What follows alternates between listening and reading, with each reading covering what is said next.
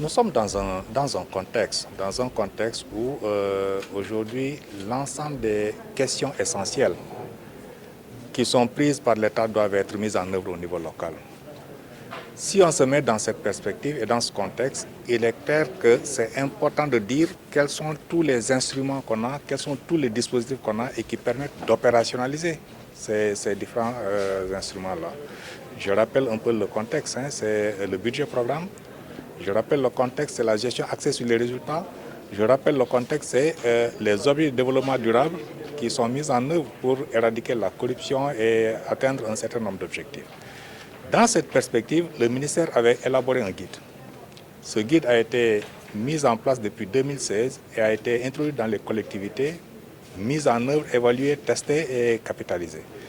Aujourd'hui, à la lumière de toute cette impulsion que le ministère a donnée, avec la gestion axée sur les résultats, avec l'orientation vers le budget programme, avec le PSE, mais également avec l'acte 3 de la décentralisation et le Code général des collectivités, il s'agit d'analyser à nouveau ce guide-là et de voir où sont les gaps qu'il faut combler à nouveau pour nous mettre à niveau par rapport à cette orientation de l'État. Donc cet exercice rentre dans ce cadre, refaire une lecture critique du guide, travailler ensemble de manière participative et inclusive avec l'ensemble des institutions, des programmes, des organisations qui interviennent dans la décentralisation, dans le développement local, pour analyser quels sont les gaps qui existent dans le guide à la lumière de ces enjeux internationaux mais aussi nationaux et contextualiser ce guide-là.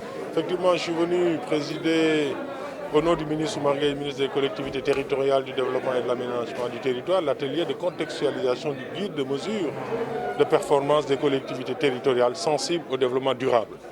Cet atelier s'inscrit dans un contexte particulier qu'il convient peut-être de rappeler pour saisir les enjeux précis de cette politique de performance qui est en œuvre aujourd'hui au Sénégal. Ce contexte est marqué par une crise, la pandémie. Ce contexte est marqué par des inondations, de très fortes inondations. Et nous sommes là au cœur des compétences, d'un certain nombre de compétences qui sont transférées aux collectivités territoriales. L'environnement, la gestion urbaine, la question des inondations, c'est strictement ça. La question urbaine, l'environnement et bien évidemment faire en sorte que les collectivités puissent avoir des performances réelles et ça leur permettrait de prendre en charge ces questions qui sont aujourd'hui posées au niveau de nos territoires. Nous savons aussi dire ici qu'il y a réellement une dynamique pour faire en sorte que les collectivités s'assument, si je puis dire. Il y a une politique de formation qui est aujourd'hui mise en œuvre.